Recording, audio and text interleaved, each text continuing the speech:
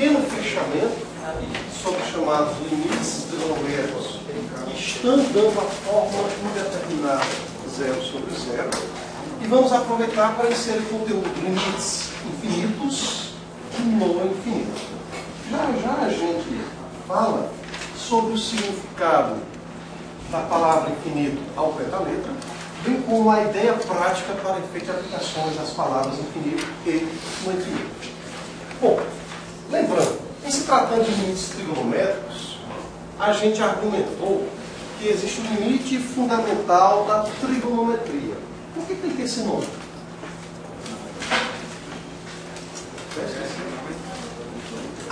Porque a partir dele, os demais limites que dão 0 sobre 0 e que são trigonométricos, e também não faz sentido você usar o limite fundamental da trigonometria em funções polinomiais, em funções logarítmicas, não faz sentido.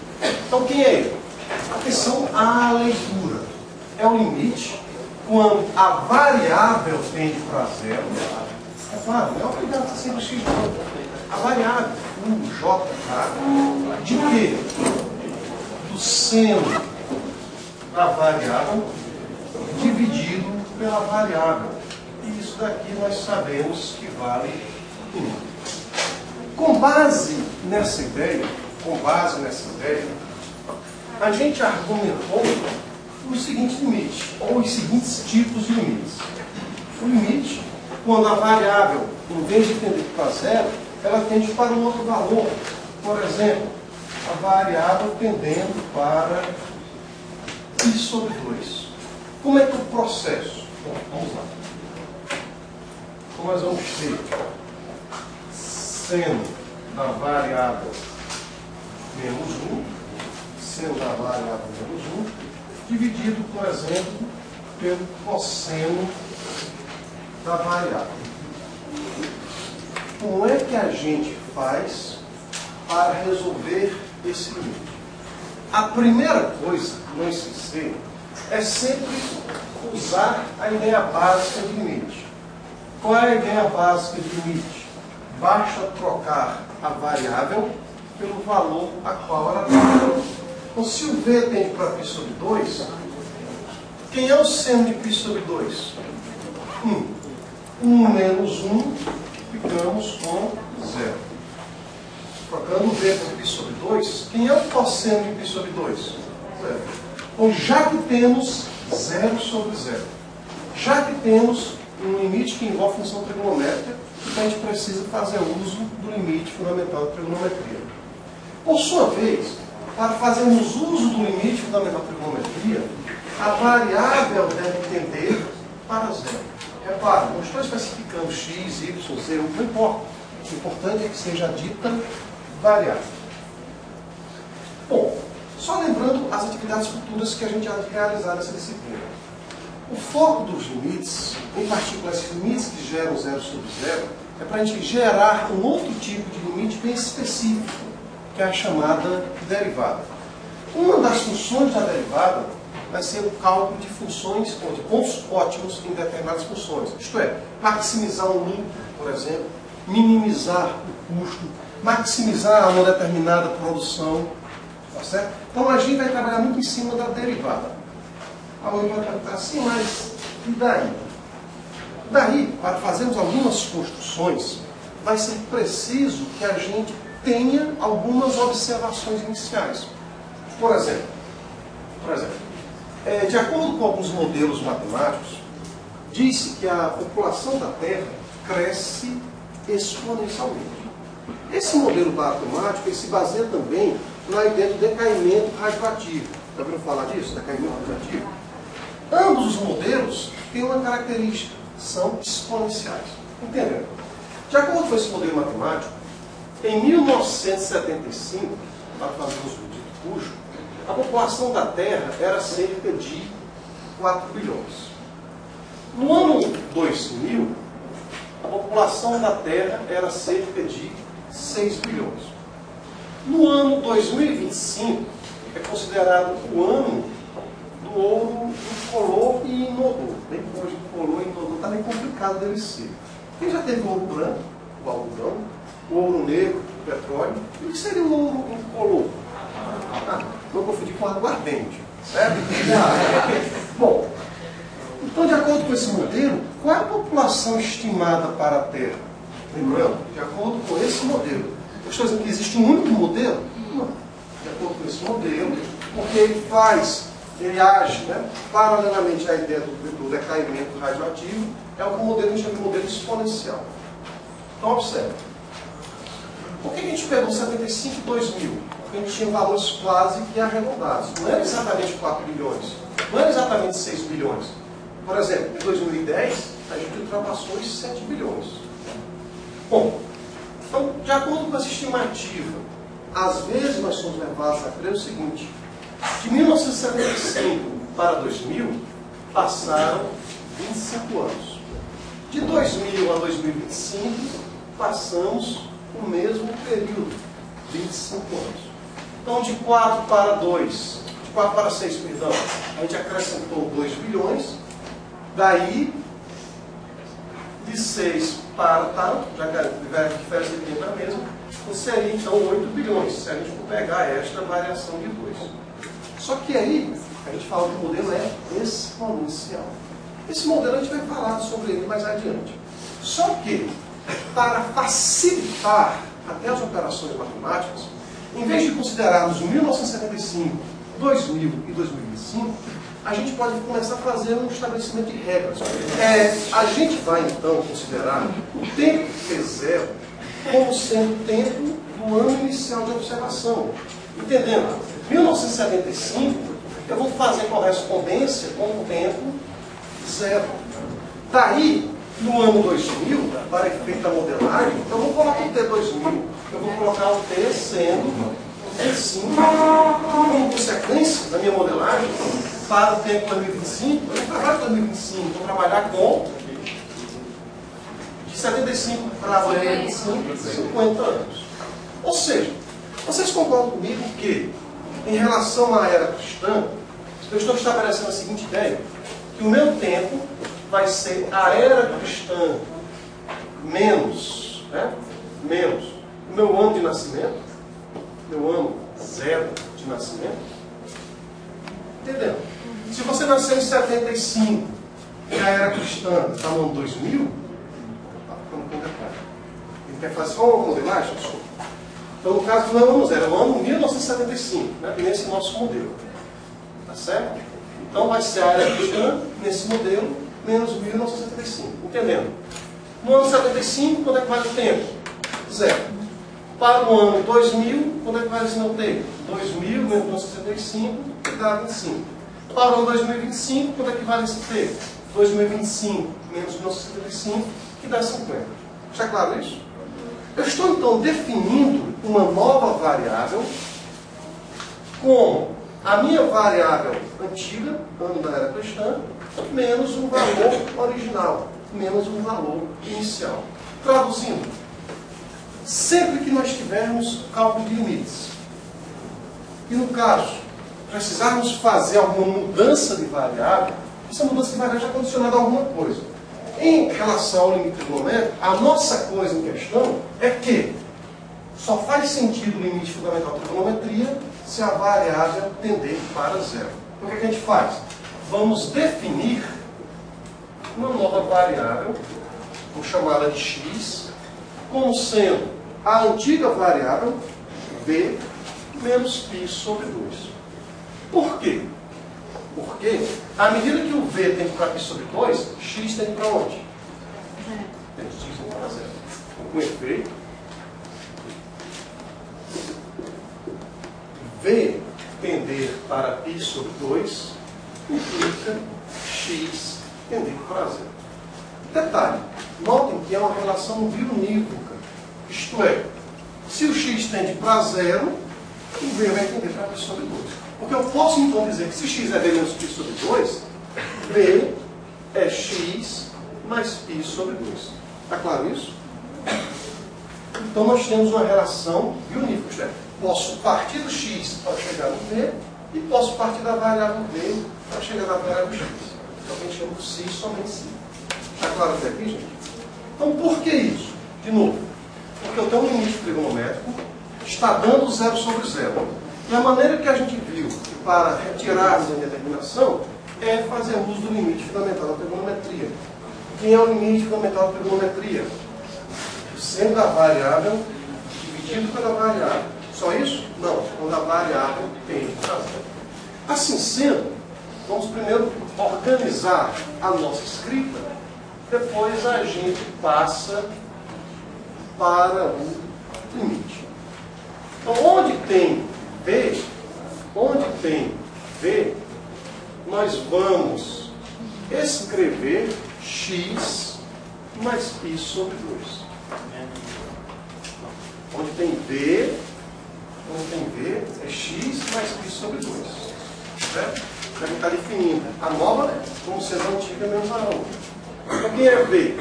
Se x é V menos, então V vai ser o x mais. Está claro?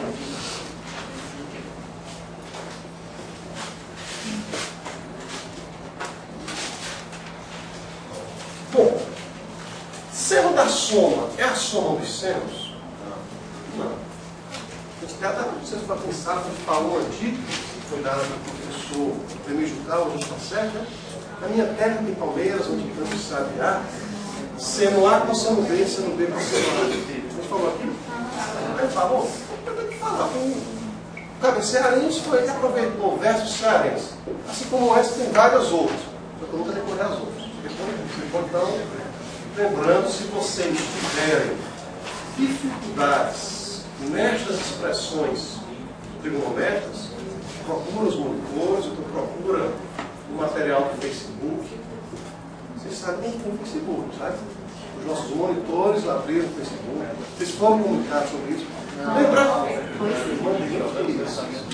detalhe, eu mando para vocês e mando para mim só para confirmar. Tá certo? Então vocês foram comunicados que nós temos monitores atuando no Facebook. Só isso? Não. Temos outra detalhe também. A professora Natália chegou até aqui uma vez para trazer aquela ideia do Moodle. Começaram a acessar? Interessante, né?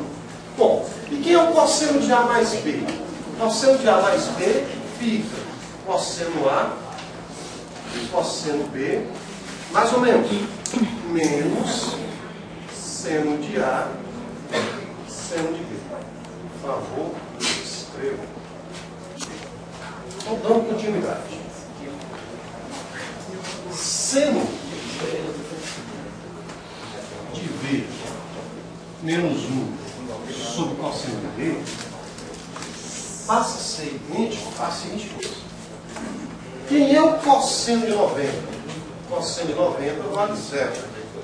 Seno de 90 vale 1. Cosseno de 90, 0. Seno de 90, 1. Então, o que a gente acabou ficando? O numerador ficou cosseno de x menos 1 e o denominador ficou menos seno de x. Ok? Numerador, cosseno de x menos 1, cosseno de x menos 1 e o denominador menos seno de x. Ou, se preferirem, jogando menos para cima, dá 1 menos cosseno de x sobre seno de x, que fosse nada. Vai aparecer esse limite aqui para vocês. Certo? Vocês podem até usá-lo, embora ele apareça em menor frequência, porque números cossenos sobre fulano e assim por diante, mas podem já usar esse resultado. Que resultado? Então nós queremos o limite quando x tende para 0 de 1 menos cosseno de x sobre seno de x. Notem que a essência está mantida. Cosseno de 0 vale 1, seno de 0 vale 0, ficamos com 1 menos 1, 0, sobre 0. Se a essência está mantida, isto é, se continuamos com a indeterminação, precisamos fazer aparecer o limite fundamental da trigonometria. E qual é o limite fundamental da trigonometria? Ora, o limite fundamental da trigonometria não é sendo a variável sobre a variável. Então nós vamos dividir tanto o numerador quanto o denominador pela variável. Mas por quê? Porque eu faço aparecer de quebra sendo a variável sobre a variável. Lembrando, como a variável tende para 0, ela não é igual a 0. Então não estou dividindo por por zero. É possível fazer essa operação. Bom, mas aí, gente, detalhe. No limite, quem é o seno da variável sobre a variável? No limite, quem é 1 menos cosseno da variável sobre a variável, ou cosseno da variável menos 1 sobre a variável? Zero. O ponto é 0 sobre 1. Bom, então a gente está trabalhando até agora com as indeterminações do tipo 0 dividido por 0. Existem várias outras.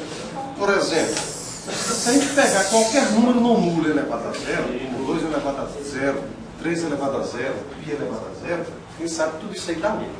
Mas se a gente pegar o 0 e elevar qualquer número, 0 à terceira, 0 à quinta, qualquer número positivo, 0 à terceira, 0 à quinta, 0 elevado a 28, dá tudo 0. E o que é 0 elevado a 0? Também é uma forma determinada que a gente já vai começar a trabalhar com ela. Mas antes de trabalhar com ela, nós vamos considerar uma função que vai servir de base para compreendermos os chamados limites infinitos e não infinitos. Antes de mais nada, alguém poderia perguntar, por qual motivo essa função ela é importante? Bom, a importância dela está no seguinte: qualquer polinômio, observação, por que ela é importante? Se você imaginar um polinômio de grau n, do tipo an xn mais an menos 1, essa linguagem é conhecida de vocês, dos polinômios? Embora a gente tenha falado que neste nosso curso a gente vai ficar muito restrito aos polinômios de terceiro grau, para a gente puder associar com volumes. Bom, concordo comigo que essa expressão não tem, se o A0 for diferente de zero, então o zero não é a raiz dela. Concordo? Se o termo definido for diferente de zero. Bom, e daí? Repare que a gente pode colocar o x de maior grau em evidência. O que é colocar em evidência? Dividir por ele. Então, se nós dividirmos todo mundo por x índice n, vamos ficar com a índice n mais a índice n menos 1 dividido por x, porque a gente vai ficar, imagina que os n sejam 3, x ao quadrado dividido por x ao cubo, com uma expoência ao denominador e com x embaixo, tá certo? Mais a1 sobre x elevado a n menos 1 mais a índice 0 sobre x elevado a n. E lembrar que A0 sobre x elevado a n é A0 vezes 1 sobre x elevado a n. E 1 sobre x elevado a n é 1 sobre x elevado a n. Certo? Está claro aí? Então o que é que escreve? Espera aí. Observação. Vamos escrever essa observação. Qualquer polinômio. Opa, mas não ia dizer. Vamos ter um salto. A gente está saindo das trigonométricas e está voltando para os polinômios. Nós vamos demonstrar um resultado ainda esse semestre, eu me pergunto qual aula vai depender do vídeo de vocês. A gente vai demonstrar um resultado chamado polinômio de Taylor, onde esse polinômio serve para dizer que qualquer função, é claro, tem determinadas condições para essa função, com continuidade e outras coisas. Então, qualquer função, satisfeitas algumas exigências, ela pode ser escrita em termos de um polinômio. Qualquer função vai poder ser escrita em termos de um polinômio. Aí o pessoal da álgebra linear, que é no segundo semestre de vocês, vai usar esse resultado porque eles vão argumentar que qualquer polinômio é um vetor. Daí trabalharmos a álgebra linear via vetores. Como uma matriz coluna é um vetor, a álgebra linear também é uma álgebra matricial.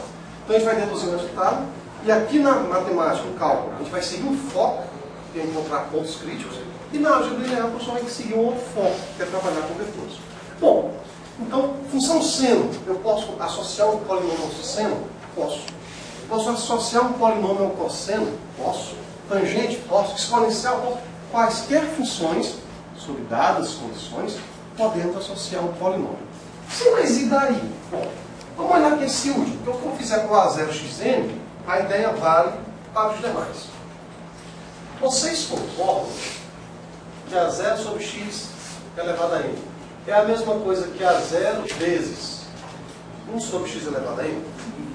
Onde n, é claro, por se tratar de um grau, de um polinômio, é um número natural. Bom, só que o 1 sozinho, vocês concordam que é 1 ao quadrado? Que é 1 ao cubo? Que é 1 elevado a n? Então, 1 sozinho podemos imaginá-lo como sendo 1 elevado a n. E tem uma propriedade das potências que diz que A elevado a n sobre B elevado a n é A sobre B elevado a n. Okay? Então fica a enésima potência de 1 sobre x. Interessante. Mas esse 1 sobre x, ele tem essa utilidadezinha aqui nos polinômios, e ele já apareceu de outra maneira para vocês. Não no caso do x, mas fez aparecer uma expressão para vocês do tipo 1 sobre n. E depois a gente imaginava que o n era extremamente grande. Recorda? Finalmente estamos usando aquilo que a gente começou nas aulas iniciais. A gente já havia argumentado para vocês que 1 sobre n, quando n é muito grande, isso aqui está próximo de quanto? Zero. Ora, pois, se a fração está próxima de zero, vocês concordam comigo que, exceto a esse n, quando o x for extremamente grande, esse pessoal tudinho aqui vai zerar?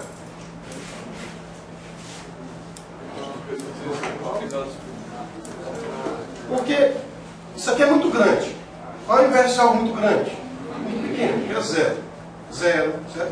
Então, o AM é que vai influenciar esse nosso polinômio. Daí aquela ideia, quando a gente olha para a função polinomial de segundo grau. Quando é que a concavidade é para cima ou para baixo? A gente olha para quem? Na função ax2 mais bx mais c. A gente olha para o A. Então aqui é uma generalização dizendo o porquê do coeficiente do x de maior grau, ele influencia os demais membros, com a expressão como tudo. Só isso? Também não. Então 1 sobre x já foi apresentado para vocês. Bom, a gente fez também na ocasião uma pequena brincadeirazinha. Quando a gente perguntava para os senhores, lá no mapa mundi, quem é mais distante? Brasil, Alasca ou Alasca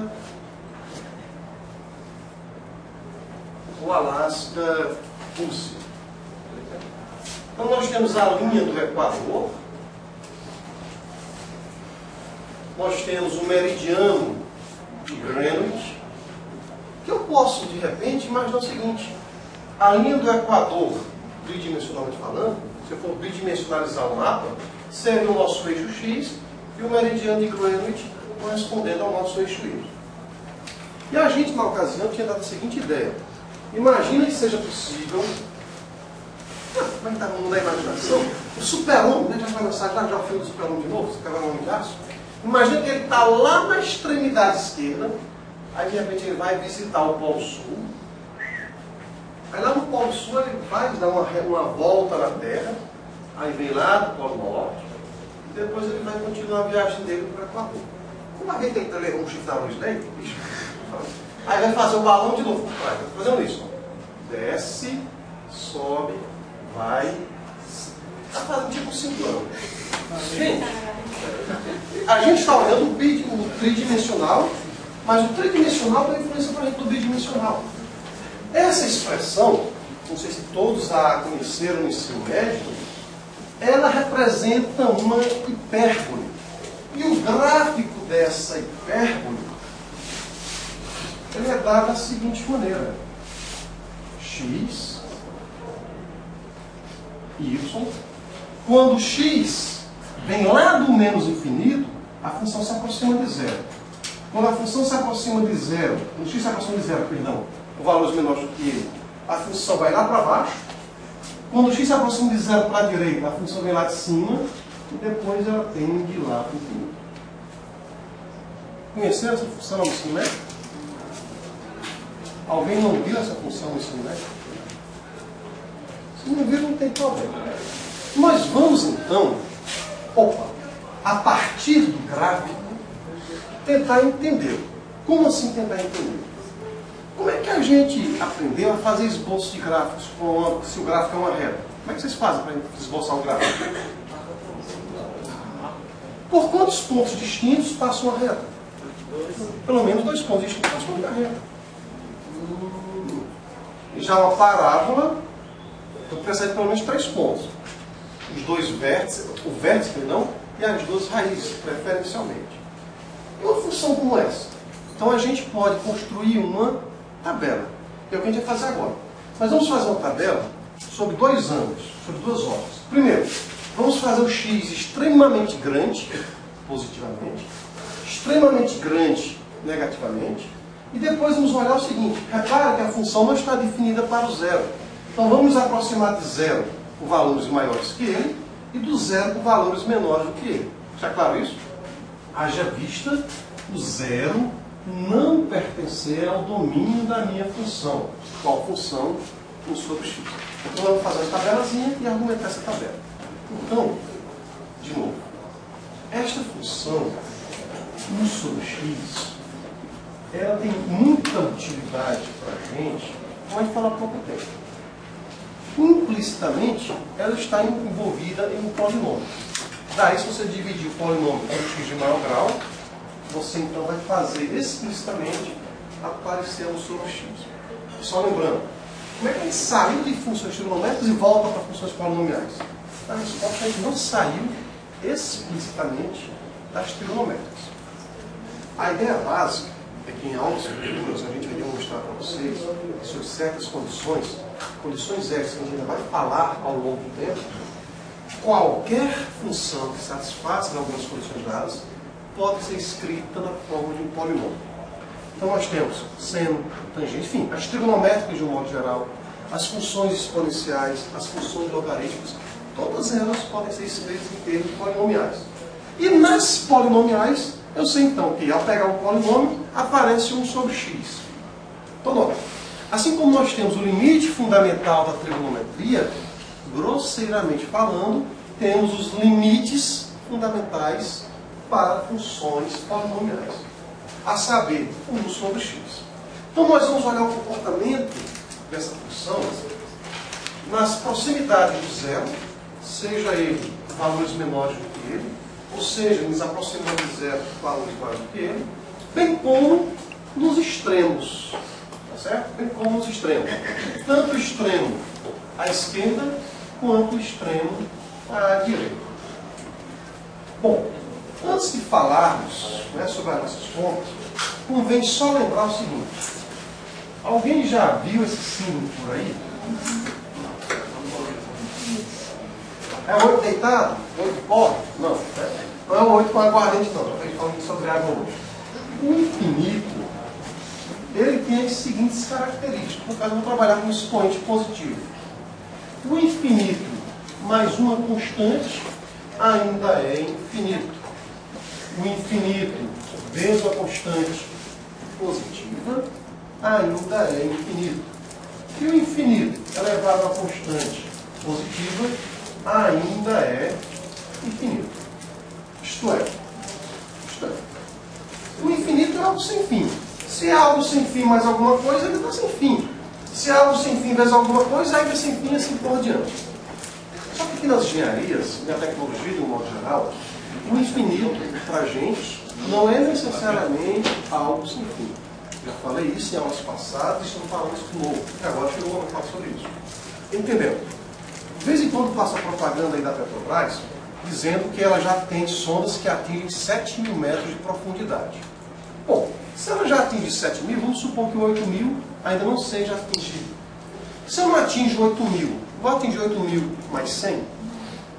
Opa! Se eu não atinjo 8.000, não atinjo 8.000 mais 100. O que quer dizer de 8.000 vezes 100? O que imaginar de 8.000 elevado a 100. Então, sob um determinado contexto, no caso a profundidade, mas se eu imaginar a profundidade positiva, tá certo? Então o que estiver acima no céu vai ser negativo, ou vice-versa. Se eu imaginar acima do nível do mar positivo, abaixo do nível do mar seria o nosso negativo. Isso seria a ideia do nosso menos infinito. Está claro isso? Repara que a gente trabalha sobre referenciais. Tem determinados insetos que o ciclo de vida deles é de 24 horas. Ora, se o ciclo de vida deles é 24 horas, então eles não atingem 25 horas. Se eles não vivem 25, vão viver 25 mais 5? 25 vezes 5 ou 25 elevado a 5? Não vão viver. Então, dependendo do nosso contexto, o infinito não é necessariamente algo sem fim, mas é aquilo que a gente não atinge. Está claro isso? Está claro isso? Beleza. Então a gente pegou aqui alguns números, aspas, aleatórios, para construir a nossa tabela. Coincidentemente, esses nossos números são todos da base 10. Por quê? Comunidade, gente. Porque já imaginou? Olha, a minha função é 1 sobre x. Já imaginou se eu considero x como sendo 937?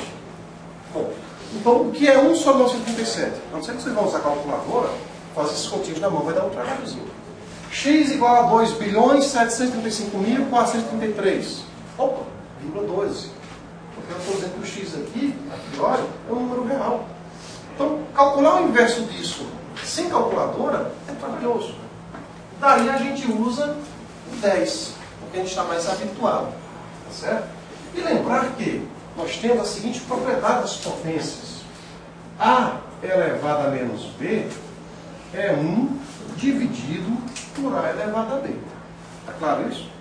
Por que eu vou pensar nessa expressão 1 sobre fulano? Eu vou pensar nessa expressão 1 sobre fulano porque a minha função é 1 sobre x. Está claro? Então vamos lá. X sendo 10, quando é que vale f de x? Dá 1 sobre 10. É isso? Dá 1 sobre 10 ou 10 elevado a menos 1 ou 0,1. Posso escrever na coluna? Pode, fique à vontade. Só não vai ser tão à vontade imaginar o seguinte. Se o x for 10 elevado a 100, quanto é 1 sobre x? Dá 1 sobre 10 elevado a 100 ou 10 elevado a menos 100. Posso escrever na forma 0, pode. É só colocar 0,00000. Vai. Daqui a pouco a gente chega lá, né? Então é mais cômodo escrever dessa maneira. Mas eu garanto uma coisa. Esse x, 10 elevado a 100, é maior do que 10. Já a minha função, ela é menor. Bem menor do que a anterior. E se o x for 10 elevado a 1 milhão? Quanto é que vale f de x?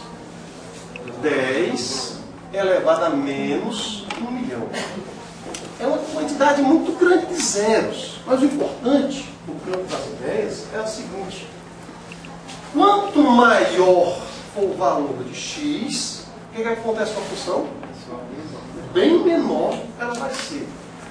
Argumentando grosseiramente, o inverso de alguém. Se esse alguém é muito grande, qual é o inverso dele? Muito pequeno. É como se fosse, a gente falou das nossas primeiras aulas da língua portuguesa, o antônimo. Qual é o antônimo do gordo, Neomarco? Qual é o antônimo de algo grande? Pequeno. Só que não é só grande. Gente, eu estou indo para o extremo. É o extremamente grande. Deixa eu falar, extremamente grande. Você pensa num número grande? Pensou? Agora imagine esse número elevado a ele mesmo. Deu para imaginar? Imaginar? Agora não vou imaginar demais, né? Porque a gente já tomou, o Merilão se fechou, não foi? Bom, brincadeira. Ctrl-C, Ctrl-V. Concordo comigo que o resultado dessa quarta linha vai ser menos a segunda linha? Concordo comigo? Já que é menos, fica menos 10 a menos 1, menos 10 a menos 100, menos 10 elevado a menos 1 milhão. Bom, vamos então argumentar. Essa primeira linha significa que o x assume valores extremamente grandes, positivamente.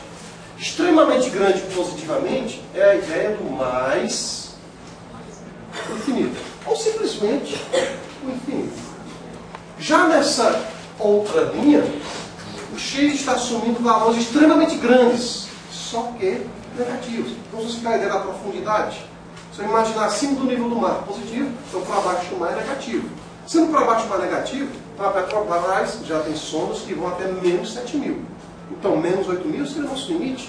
Então, se o x tende para menos infinito, que é essa aqui de baixo, bom, nessa primeira, quanto maior for o x, o que é que está acontecendo com a função? Está muito próximo de, começa com zero. Zé Maria? Não, mas com Zé. Zero. Faz sentido falar menos zero? Não faz sentido falar menos zero.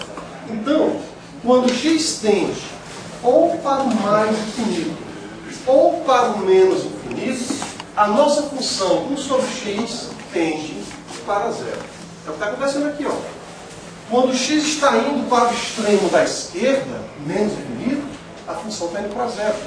Quando x está indo para o extremo da direita, ou mais infinito, a função também está indo para zero. Mas se tratando de limite, ela não vai atingir o zero. Está muito prévio, certo? É como se um rasante. Está se aproximando, se aproximando, se aproximando, mas nunca vai chegar no zero. Está claro isso? Está claro isso? Então a gente analisou os extremos da esquerda e da direita. Vamos agora replicar essa ideia fazendo x se aproximar de zero pela esquerda e de zero pela direita. Então eu ia perguntar, por que zero? Porque o zero não pertence ao domínio da função. É claro, posso fazer o limite para o x igual? Posso. Mas preciso fazer o limite? Preciso. Então a ideia básica do limite é a aproximação. Então a gente está se aproximando do zero, valores menores que ele ou maiores que ele, então o zero não pertence ao domínio. Está claro isso? De novo, estamos trabalhando com base 10. Ué, base 10? Lembrar que menos 0,1 é a mesma coisa que menos 10 elevado a menos 1. Está claro, gente? Quem é f de x? Bom, o inverso de menos 10 a menos 1 fica menos 10 elevado a 1. Já que a elevado a menos b é igual a 1 sobre a elevado a b. No caso do meu b ser negativo, o expoente passa a ficar positivo. Olhando aqui para baixo. Okay? Se for menos 10 a menos 100, passa a ser menos 10 elevado a mais 100. Menos 10 elevado a menos 1000, fica menos 10 elevado a 1000. Ou seja, está aparecendo o menos. Então, vamos pensar um pouco na nossa língua portuguesa. Qual é o inverso de algo muito pequeno? Algo muito grande. Só que o nosso muito pequeno é muito pequeno mesmo. Ou seja, extremamente pequeno. Então é algo extremamente grande. Só que como eu tenho, via construção, o sinalzinho de menos, isso aqui vai para menos infinito. Por analogia, ficamos com 10, 10 elevado a 100, 10 elevado a 1000. Esse rapazinho então vai para o infinito, ou como queiram, mais infinito. De novo. Isso daqui que a gente está fazendo é uma ideia intuitiva. Então, intuitivamente, somos levados a crer nisso. A pergunta que se faz é, podemos provar? A resposta, podemos. Como é que a gente prova? São os tais épsilons e deltas. Mas se eu for fazer só essas demonstrações, eu deixo de lado a essência da nossa disciplina. O nosso foco são as aplicações. Não é aplicar por aplicar. Tem que entender o que a gente está aplicando. Então, vocês têm curso de análise, da disciplina de análise, tá certo? Que é justamente demonstrar tudo isso que a gente está fazendo. Okay? Então, como a gente não está demonstrando nada, também não posso cobrar nada de vocês sem prova, mas pelo menos a gente está tendo as argumentações. De novo, exemplo numérico prova alguma coisa? Não, ele pode servir de contraprova. Mas esses nossos exemplos numéricos servem para dar intuição de como a gente pode fazer as demonstrações. Okay? Então, para fechar, não é aula ainda não, tá? Para fechar a ideia, a função sobre x, ela tem essa característica. Quando x vai para o mais ou para o menos infinito, a função vai para zero. E quando x vai para zero, com valores menores do que ele, a função vai para menos infinito. Quando a função vai para zero, quando x vai para zero pela direita, a função vai para mais infinito. Vamos agora pegar algumas funções onde a gente vai reparar que vamos ter que fazer mudanças de variáveis para poder visualizar o zero para a direita ou o zero para a esquerda. Então a gente, falar o nome, que é muita cabecinha de vocês hoje, vamos pegar esses limites, certo? Onde a gente vai observar o ou os valores que não pertencem ao domínio da função. No caso, se tiver um valor, vou aproximar-me dele para a direita e para a esquerda. Ou caso tiver intervalos, pelo menos a gente olhar os intervalos, os extremos desses intervalos. Então, em cada uma das duas funções que a gente está apresentando, seja A e B, ou sejam A e B, porque uma delas pertence a um valor e a outra desses valores serão extremos, né? Ao domínio da função. Atenção à palavra de ordem. Se possível. Não é possível calcular todos os limites, não. Como assim? Não seria possível calcular o domínio. Então, nessa oportunidade, é que a gente vai aproveitar o embalo para revisar a ideia de domínio. Certo? Bom, nesse item A, qual é o domínio da nossa função? Primeiro, tem raiz quadrada? Não. Tem raiz quarta? Não tem raiz, de modo geral. Mas tem um quociente. Nós podemos dividir por zero? Não. Então, a ideia básica é que o x menos 2 seja diferente de zero. Ou seja, o x tem que ser diferente de 2. Então, qual é o nosso foco? O nosso foco é calcular o limite, quando x se aproxima de 2 pela direita dessa nossa função, x sobre x menos 2, e depois nós vamos calcular, se possível, o limite quando x se aproxima de 2 pela esquerda de x sobre x menos 2. Lembrando, estamos falando de limites. Certo? Estamos falando de limites. Está claro porque aqui é o 2, nosso candidato A. Só temos ele? Só temos ele. No item A, só temos o número 2. Agora, atenção. Atenção.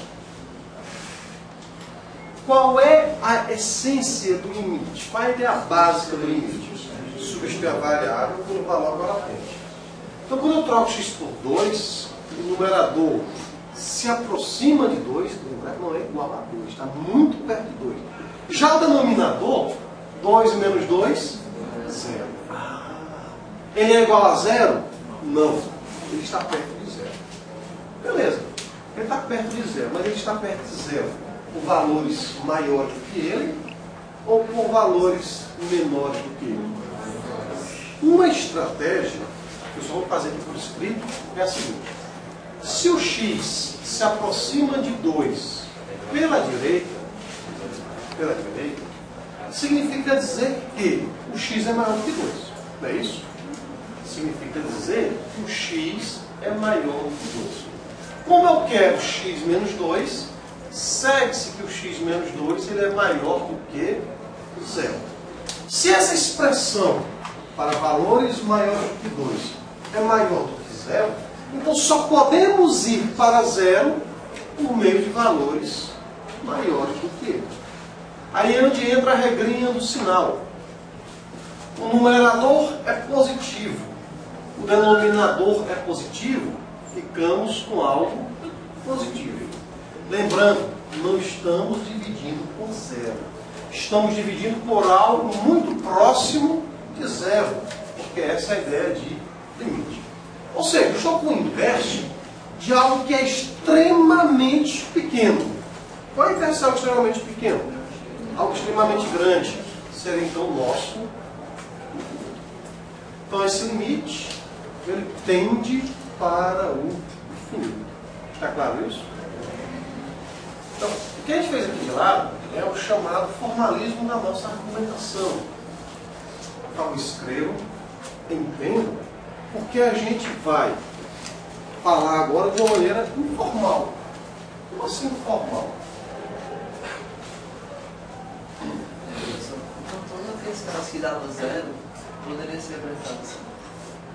Eventualmente poderia dar 1.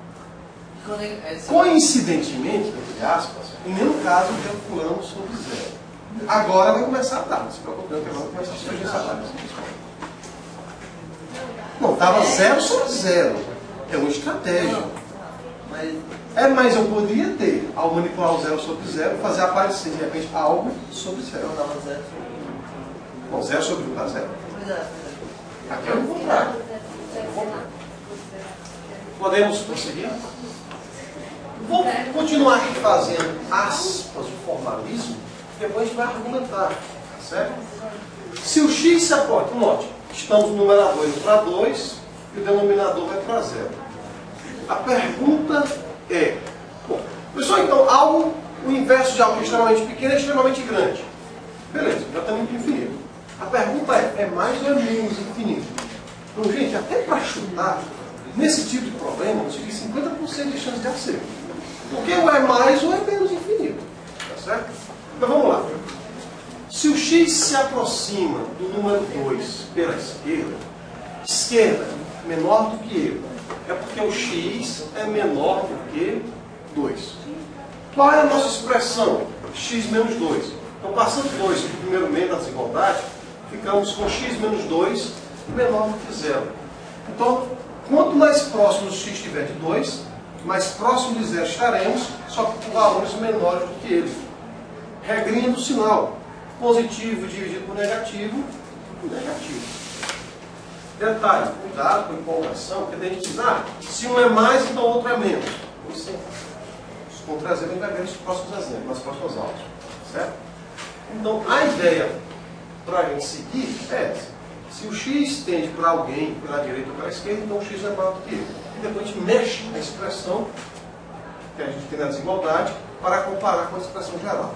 No caso aqui foi uma mexida direta, ou direta. Tá certo? Bom, vamos para a ideia prática. Vamos para a ideia prática. Como é que nós estamos argumentando, não é demonstrando? Como é que nós estamos argumentando a maioria dos nossos quiz? Via tablet? Não, via tabelas. Coisas não tá problema, tá certo? Via tabelas. Então vamos argumentar, vamos construir. Ou você faz o raciocínio mental, ou você diz, não. Me dê exemplos de números próximos de 2, mas que sejam menores do que 2. Por exemplo, 1. 2 menos 1 menos 2 é menos 1, negativo. 1,5. 1,5 é menor do que 2. 1,5 menos 2 dá menos meio. 1,9. 1,9 menos 2 dá menos 0,1. Traduzindo, quanto mais próximo estiver de 2, o valor é menor do que 2, isso aqui está muito próximo de 0, o valor é menor do que 0. Está claro isso? Para essa outra, mesma coisa. Posso testar o 3, o 2,5, o 2,1. Lembrando, poderia testar o 27. Nesses dois casos aqui, hoje. Só que a gente vai ver outros casos, não hoje, e isso aí você vai ter uma falha. Por que uma falha? Porque a gente está trabalhando com limite. Limite é aproximação. Perguntas no item A? Vamos para a saideira. Vamos então para o item B. No item B, aconteceu algo bem interessante. Para quem não estiver vendo direito, a função do item B é essa daqui. X. Detalhe, quando ele está pegando muitas funções polinomiais, como eu falei para vocês, uma das utilidades que a gente tem desses quocientes a gente pode imaginar como elasticidade lá na economia, a gente pode imaginar como uma vazão, por isso que em geral a gente trabalha com funções polinomiais, quocientes de funções polinomiais. No caso aqui apareceu uma raiz. Opa, apareceu uma raiz. Estamos trabalhando no universo dos números reais. Faz sentido raiz quadrada de número negativo? Não. Então só faz sentido raiz quadrada de números maiores ou iguais a zero. Só faz sentido raiz quadrada de números maiores ou iguais a zero. Só que essa nossa raiz está onde? No denominador. Se está no denominador, não pode ser zero. Conclusão. 4 menos x ao quadrado tem que ser maior do que zero. Está claro isso? 4 menos x ao quadrado tem que ser maior do que zero. Ora, vocês e eu fomos habituados a não trabalhar com a desigualdade, mas a trabalharmos com a igualdade, sem problema. Vamos parcialmente trabalhar com a igualdade para encontrar as raízes disso daqui, para depois voltar para a desigualdade. Como assim? De 4 menos x ao quadrado igual a zero, segue-se que x ao quadrado vale 4, por conseguinte x ou é menos 2, ou x é mais 2. Foi inconsciente, tá certo? O 2 aqui coincidiu com o 2 de lá. Foi só coisa inconsciente. Aí, nós vamos colocar aqui a nossa reta numérica. Vamos colocar lá nela o menos 2 e o 2. Lembra desses detalhezinhos? Não sei se vocês vão lembrar, mas se não lembrar não tem problema. Se não lembrarem, cobrem-me disso no próximo ponto. É uma brincadeirazinha. No caso da função polinomial de segundo grau, do mesmo sinal de A, contrário sinal de A, mesmo sinal de A. Em MA é o mesmo sinal de A. Mas quem é o A? O A na expressão AX ao quadrado mais BX mais C. E o CA? CA vai ser o contrário sinal de A. Certo? O contrário sinal de A na expressão. No nosso caso, repara, por que o A? Por que tu olhou para o B ou olhou para o C? Como a gente viu há pouco tempo no polinômio, é o coeficiente do x de maior grau que, aspas, vai gerenciar o comportamento da função. Ok? Então, no nosso caso, o A aqui ele é menos 1. Ele é negativo. Então, mesmo sinal de A, negativo. Contrário sinal de A, positivo. Mesmo sinal de A, negativo. Eu ia perguntar, e se no dia que eu pegar a função de terceiro grau, quarto grau, enésimo grau, a gente vai ver estratégias mais adiante. Aliás, a gente vai aprender estratégias mais adiante. E função de segundo grau para vocês. Mas na escala é menos 1, né? Do x. Menos 1. Bom. Então, o que nos interessa? Nos interessa para esse intervalo aqui, ó. Um intervalo que vai de menos 2 até 2. Então, o nosso domínio é o conjunto de todos os números reais que são maiores que menos 2 e menores do que 2.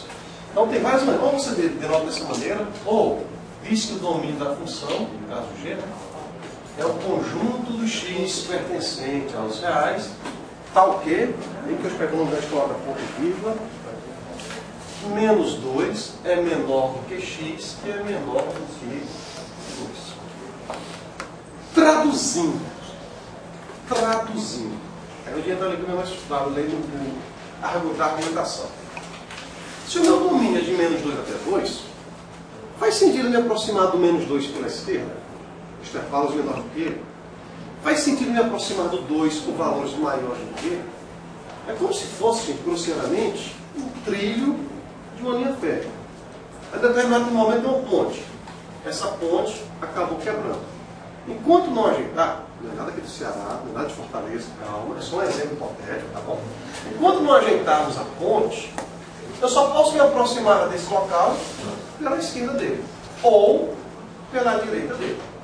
Não é do ponto A e desse ponto B. Não posso me aproximar de A pela direita, porque não tem trilhos, nem posso me aproximar de B pela esquerda, porque não tem trilhos. Traduzindo, se eu imaginar o Azinho como sendo menos 2 e o Bzinho como sendo mais 2, então, não vai existir, então, vamos lá. Se imaginarmos o Azinho como sendo menos 2, imaginarmos o B pequeno como sendo mais 2, dois desses limites a gente não vai precisar calcular. Por que não vai precisar? Lembrar que o enunciado ele é bem conciso. Se possível, calcule. E se não for possível, não calcule. Bom, vou trazer para cá só os dois que podem. Primeiro, quais são os dois que não podem? Eu não posso me aproximar de menos 2 pela esquerda, nem de mais 2 pela direita. Então, menos 2 pela esquerda, esse limite não existe. E o mais 2 pela direita também não existe. Então, só temos dois limites a calcular. É o limite, nós vamos calcular o limite quando x tende para menos 2 pela direita da função em questão, x sobre raiz quadrada de 4 menos x ao quadrado, e vamos calcular o limite quando x se aproxima de 2 pela esquerda de x sobre raiz quadrada de 4 menos x ao quadrado. Fizemos análise do domínio? Fizemos. Então olha só que vantagem a gente vai ter.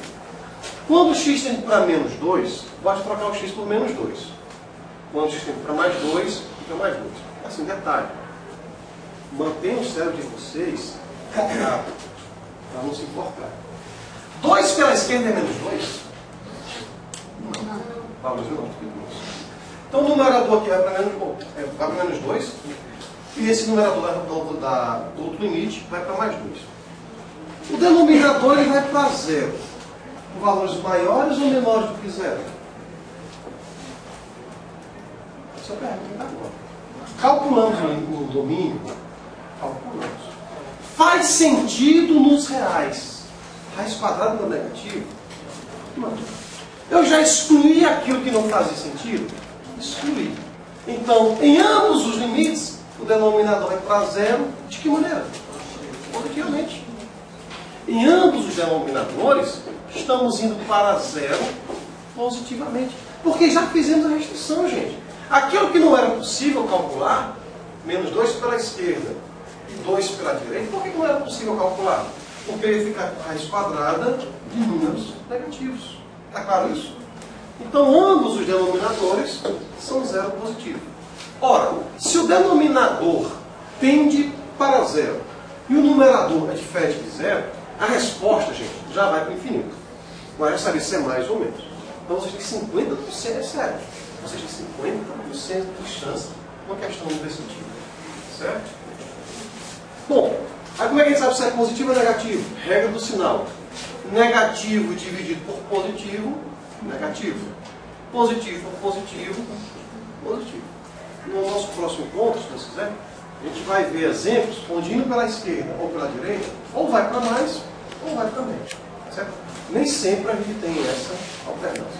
E também a gente vai trabalhar, no próximo ponto, fazendo a variável tender para o infinito.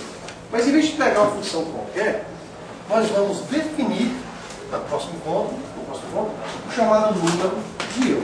Porque não adianta fazer cálculo pelos cálculos, tem que estar fazendo cálculo, pelo menos, atrelado a alguma ideia. Tá bom?